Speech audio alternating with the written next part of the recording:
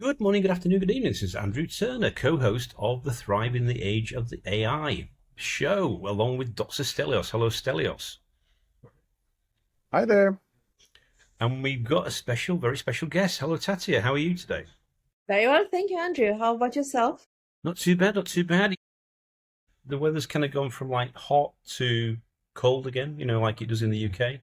I know, obviously, Stelios is in more exotic location. I think, whereabouts are you, Tatia, today? Where are you joining from? London.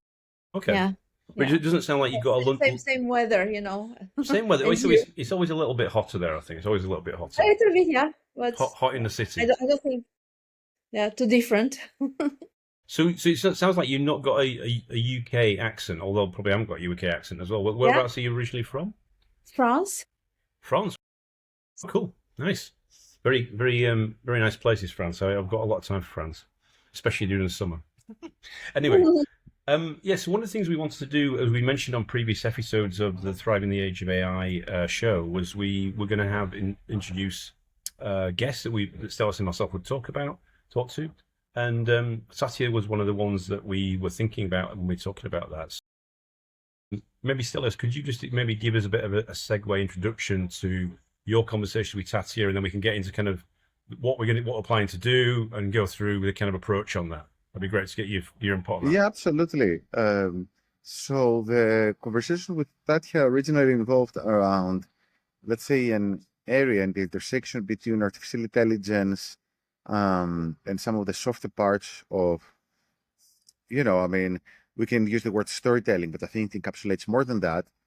But what I found very intriguing is that essentially with AI breaking to the mainstream, it has become easier to use than ever. So this means that whether you're involved in the design, ideation, presentation of ideas, coming up with creative ideas, I think every professional will need a skill set around the how to best use AI to essentially deliver these types of results, right? So I see there's now a layer like is really meant for people like myself who work in data science that's purely technical, but there's this whole layer on top of it, and it looks like Tatia, and she can obviously talk more about this in a second, specializes in this layer. And I found this particularly intriguing because I think these types of skills, like again, AI storytelling, presentation, and so on and so forth, are going to become essential in the next few years. Tatia? Yes, so I got interested in storytelling naturally because I always loved stories. So I'm a big fan of Tolkien, and I like fantasy. And naturally, I was interested about stories and storytelling, also acting. And I did a PhD in applied linguistics. And my PhD is focusing on digital communication. And naturally, I transitioned towards AI and storytelling. Actually, I have a class that sits with the Institute of Extended Learning at Imperial about AI enhanced storytelling techniques and how we use AI tools to enhance our stories. Because as human beings, we evolved through storytelling. It shaped our culture. It helps shaped our call to action. It shaped our workplace. I see AI more as an enhancer of that storytelling, the story that we're going to tell other people. Yeah, it's it's a really interesting fusion, isn't it? Because you've got like the hero's journey, if you think about with the Tolkien stuff, with the Hobbit and all that kind of stuff, and then and obviously that's embedded into lots of different films and books and etc. etc. And then you think about, if I talk about as being an ex-exec from a large companies that I've worked in, Tesco, GE, etc., where you have to tell a business story, a narrative, if you're trying to get some support, some sponsorship, or some funding to do something, or some change or transformation, you've got to explain the context and the story of what is going to look like in the end state. It's a bit like paint a picture. So I presume that's how the fusion of that with how Yes. you combine with AI is where do you get the productivity out of AI, and how do you? But you have to put a bit of context of a story around that. Is that the thinking around the things you've been It's working on? it's it's it's a huge helper for us, AI, to shape that context. The human creativity has to be there, and AI is there just to enhance our creative process. As we can see also with, like with the Oscars, the Academy Awards, they just, they released another rule on their website. And they are telling producers, directors, actors, okay, it's fine, you can use AI, generative AI. It will not hinder your success in getting an Oscar, but also it will not help you. By the end of the day, it's what we're going to assess is the, the creative process. The output. Yeah, the results. Yes. Oh wow, because I know there was a big hoo-ha about that recently, wasn't there? When it all hit about, there was all this thing about IP rights and about the kind of the stuff around there was quite a few actors who were kind of like saying they wouldn't engage because of this kind of deep fake or the kind of the simulations you could do. But now it seems to be kind of settling down a little bit more. Is that right? Yeah, we have seen like movies like The Brutalist, the use of generative AI, and it will be huge in producing better content, in visualizing data, in helping us, in fact, to understand the stories. Because through storytelling, it's how we communicate knowledge. And it's been like this for us humans, and we are the storytellers. AI is not the storyteller. Yeah, I suppose it goes back to kind of caveman, isn't it? When they were writing the kind of the stories on the walls in the caves, and the pictures of and we have like and the Egyptians as well. Yeah, we came a long way from that, sitting around the fires and telling oral stories and the caves with the paintings. Or if you are curious to see the complaint tablet that we have at the British Museum in London, where in Q&A form a story is immortalized about a complaint, very well told. So we came a long way. So it's another medium of communication.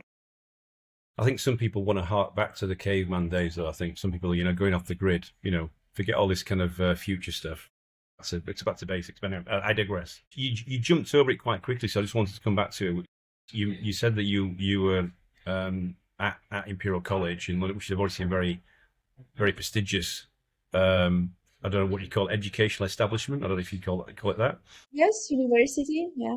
And obviously, I'm the lucky guy today. I'm actually on a podcast episode with two doctors. I feel a bit insecure, actually. No, not sorry. All right. With two PhDs, which is much gratitude for you coming on the show. But the question I was going to ask you about was about Imperial College, because I know there's been obviously there's some buildings around there and there's some initiatives you've got. Which part of Imperial College are you working within? Because I think it's quite an interesting area you're working in there. Right? Yes.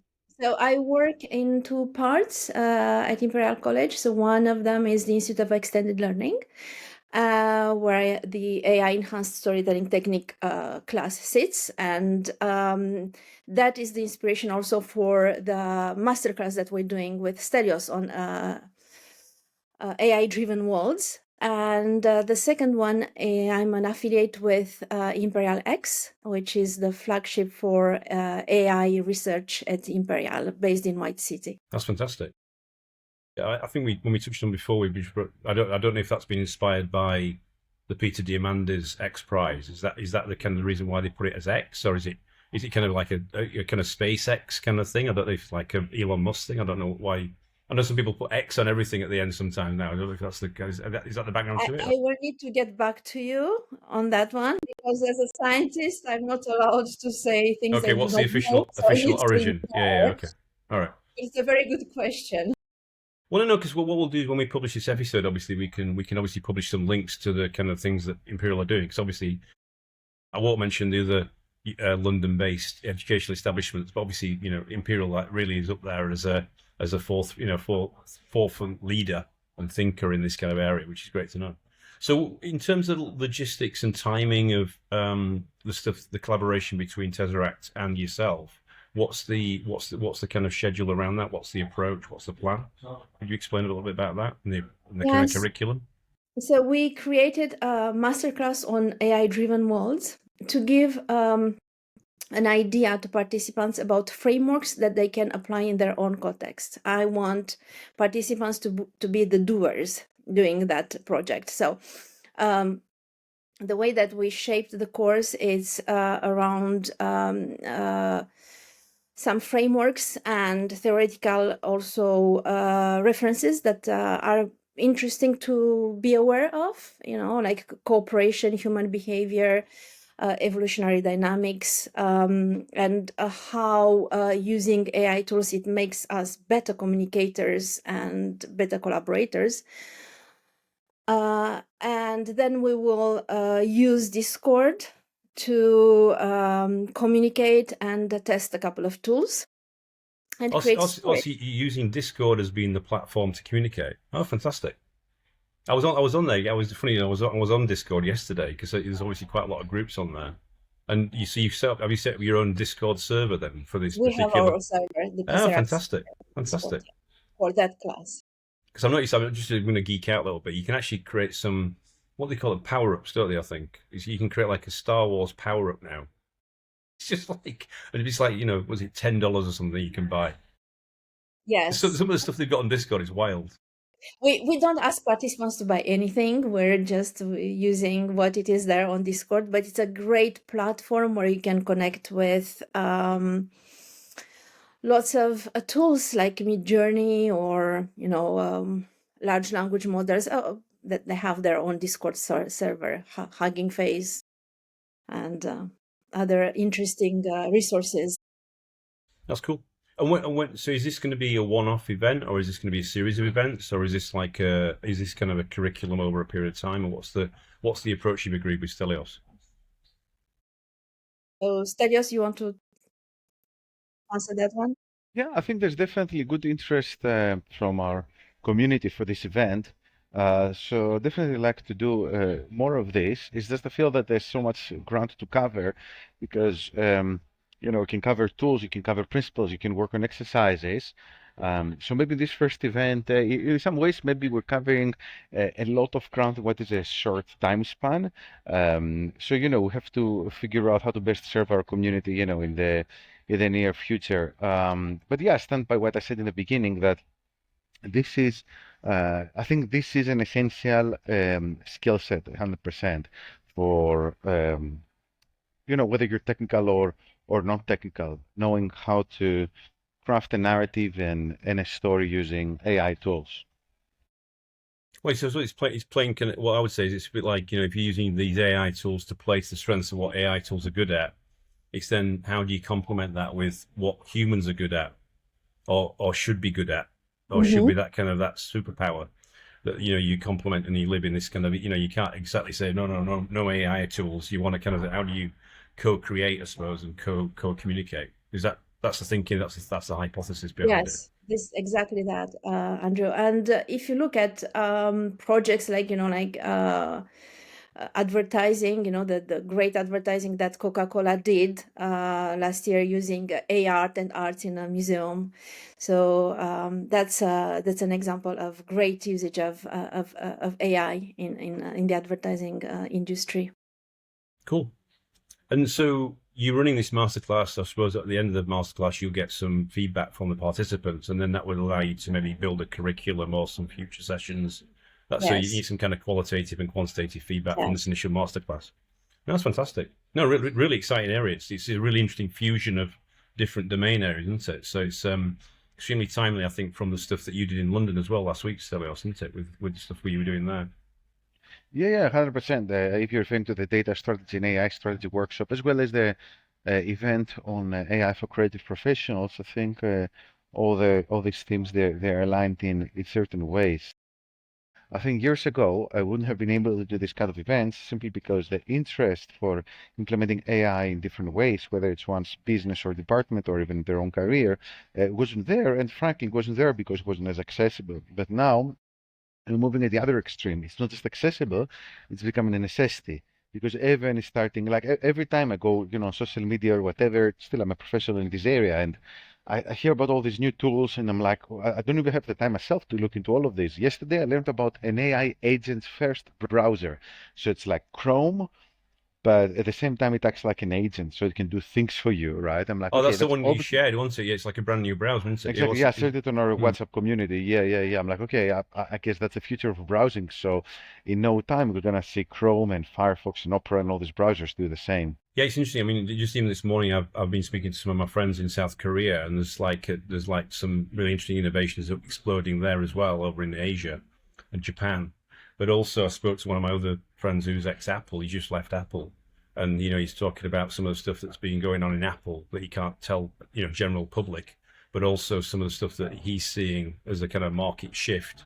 And it's really, I suppose, following on from the stuff that we talked about, this agentic agenda. It's really, really exploding in different use cases now. So it's a very interesting. But you've got to stitch that together with a story, because whether you're enabling technology or you're enabling a change, what's the business story? What's the world going to look like after you've switched it on, and what's the benefit of doing it? So that comes back to the stuff that you're going to help these people understand, Tatia. It's Yes, giving yes, that business context, and that gets you back in the boardroom, helps those people understand what's the value of doing it. So it's fantastically exactly. important.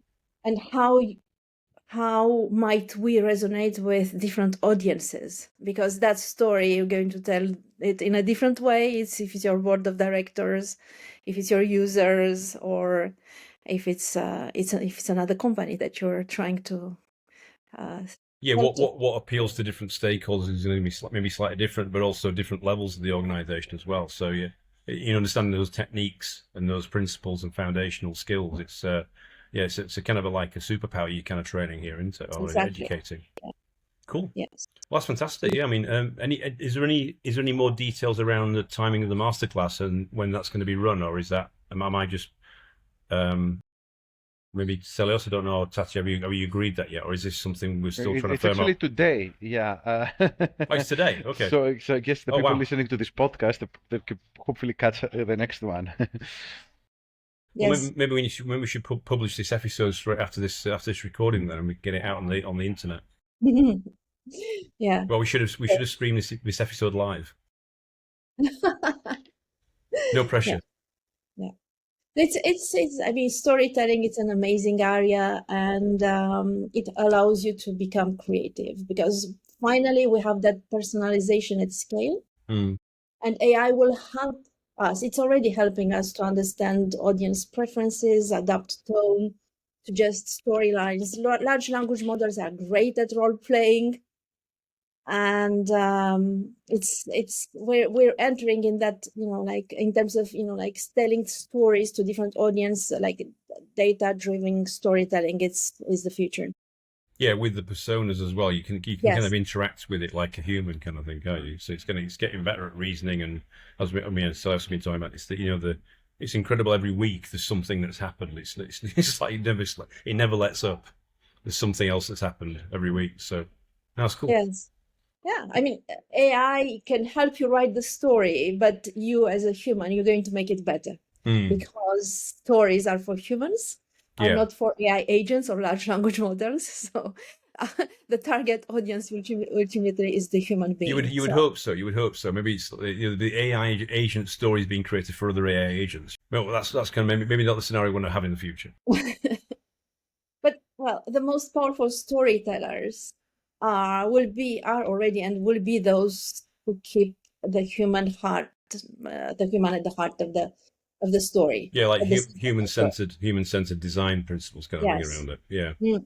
no, that's cool. And I think that like the future of storytelling is AI or human. It's human with AI. So it's the magic, it's when they meet. Yeah, so it might be Technology evolves, but stories, endure. Yeah, I mean, it's every week it's kind of reminds me of that Her film. It's like the Joaquin Phoenix one with what's the lady called? The blonde lady that's the actress that was in that with the voice of her. She's in the kind of the Marvel Black Widow. Scarlett Johansson from the Marvel Universe. Yeah, Also. yeah, exactly. So it's amazing how Hollywood. I don't know if that's predicting what would happen now, but it's amazing how because that when you look at the end of that film about she was having simultaneously, like a bit like an agent, was it, I don't know, 10 million other conversation with other people across the world at the same time. Just shows the power of what could be in the future. Cool. Well, I'll say thank you for coming on the show, this brief little episode. I don't know if there's anything else, Stelios, you wanted to share or Tatia you want to share, but looks like we're going to be publishing this on Substack and various channels straight after today's recording. And then we can also add the link in to anybody that wants to join the masterclass later today. And Yes, obviously yeah. we can publish the results or discuss the results maybe in a future episode or share that on the internet and then see how we evolve the curriculum from there. If that's something that would be a good idea. So a paper that I would recommend to everyone to read that has been published lately, it's the cybernetic teammate. It stands on the Harvard Business Review website, and it's a paper. It's a research paper conducted by Fabrizio Dell'Acqua and colleagues. And it's called The Cybernetic Teammate, a field experiment on generative AI reshaping teamwork and expertise. And it really shows that, because they run that study with 776 Procter & Gamble professionals who used AI or not used AI in teams alone. So it really shows through solid research that it improved emotional responses, and using AI, we improved key aspects of teamwork and reshape collaboration and the stories that we're telling in the workplace. So it's very important. Oh, fantastic! So it's actually got a decent data set behind that as well at P&G, Procter & Gamble. Oh, fantastic! That's really good. That's really good. Yeah, if you could share the link after we've closed this episode, we'll publish that link if that's all right with the episode Yes. on Substack. And are you on Substack at all, Dr. Tanya? Yeah, have you got publication? I am, but with another name. So yeah. Okay. Yeah, what we've been doing is we've been publishing the episode on Substack, but what we're going to do with the future episodes and probably the back episodes as well is we'll probably then set up it on Spotify and Apple, all the audio platforms. We're already putting the content also on the YouTube channels as well, so for the video recordings as well. So we'll do that with this episode, and let's see how it goes. How the masterclass goes today. All the best with that, and Thank you so I'm much. sure we're going to get some great feedback. Yeah. And any final comments from you, Stelios, or are you happy with what we covered today? Yeah, and I think maybe we can do another run of this episode after the masterclass finishes in a couple of weeks or so, because I think that's an area that's also going to be ever evolving, right? So don't expect, I think the principles might stay the same, the principles of storytelling, but I don't expect tools or anything to be static for the next few years. So I think it's definitely worth repeating this one. Yes. You never know, you see, we might be even recording it live from Imperial College in London. If you've got a podcast studio, we can come up and record it there, even better. Here we are live from Imperial College in London, from White City. Yes, tools are evolving every day. It's absolutely impossible at the moment to keep up with everything that's happening. But we will use only tools that are relevant today, and we build our knowledge and transferable skills for the tools that maybe will be there next week. So it's easy to adapt. Yes. It's like a constantly evolving toolkit around you as your your support network or your support capability infrastructure. Yeah. It's like a storytelling MVP, which becomes like a minimum adaptable product. No, that's good. That's good. Yeah, it's a good analogy. It's a bit like I was going to say, humans powered by AI. It's a bit like you got powered by AI in your arm kind of thing. Yes. No, it's cool. Well, lovely to meet you, Tatia. Thank you so for much. your Thank time you, today, Andrew. and thank you, Stelios, for joining, and thanks for all joining. We're going to wrap this episode now, and then if you just hold on the end, Tatia, we'll just wrap up after we stop the recording, and then all the best with the masterclass later today. Thank you. Thank you so much. Thanks. Thank you, Bye-bye. Stelios. Thank you.